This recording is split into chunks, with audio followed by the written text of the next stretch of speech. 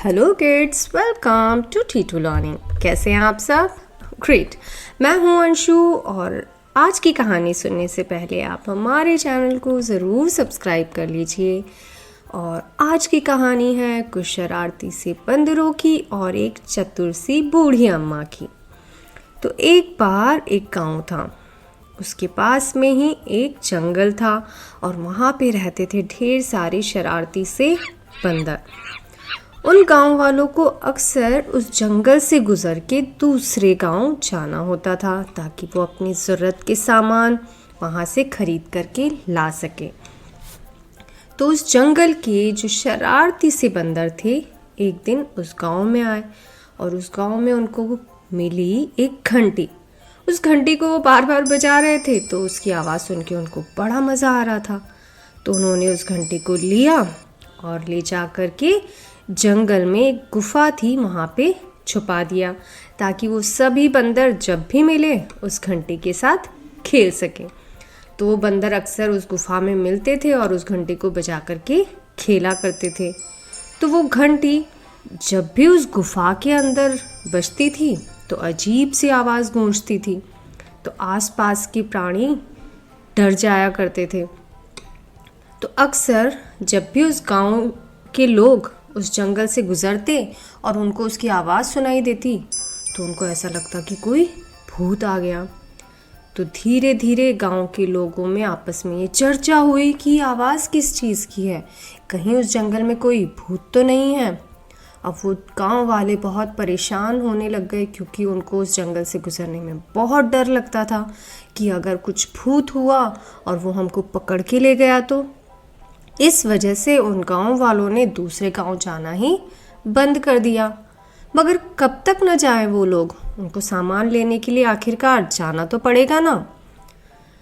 तो सब में ये चर्चा थी कि आखिर इस परेशानी का निवारण क्या करें। तो उसी गांव में एक बुज़ुर्ग सी अम्मा रहती थी। वो बहुत ही अनुभवी थी और वो छोटी मोटी चीज़ों से नहीं डरती थी और भूतों में तो बिल्कुल विश्वास नहीं करती थी क्योंकि उनको पता था कि भूत वूत कुछ भी नहीं होते। तो उनको जब ये बात पता चली तो उन्होंने सोचा पक्का इस चीज़ के पीछे, इस आवाज़ के पीछे कुछ तो कारण है। तो वो एक दिन जंगल में गई और उन्होंने उस गुफा में से आवाज़ को सुना तो उस गुफा की तरफ गई। तो वहाँ जाके उन्होंने चुपके से देखा कि वो बंदर उस घंटी से खेल रहे थे। तो वो पूरी बात समझ गई कि आखिर ये भूत कौन सा है। तो वो वापस गांव गई और उन्होंने गांव वालों से बोला कि उस जंगल के भूत को मैं भगा सकती हूँ, बस मुझे बहुत सारे फल चाहिए। तो गांव वालों ने एक फलों की टोकरी बूढ़ी अम्मा जी को दे दी। बूढ़ी अम्मा जी उस जंगल में गई और उस गुफा के पास में उन्होंने वो फलों की टोकरी रख दी। अब वो बंदरों ने जैसे ही इतने सारे फल देखे तो वो फटाफट से फल उठा कर के भाग गए और उनको खाने के लिए उस गुफा से बाहर निकल गए। तो इसी बीच बूढ़ी अम्मा जी ने वो घंटी वहाँ से उठाई और उसको लेकर के वापस से गांव में आ गई और गांव वालों को कहा कि तुम्हारा वो जो भूत है उसको मैं भगा आई हूँ। तो अब तुम आराम से दूसरे गांव जाओ, जो सामान लेके आना है वो लाओ, अब वो भूत कभी भी नहीं आएगा। और हुआ भी ऐसा ही।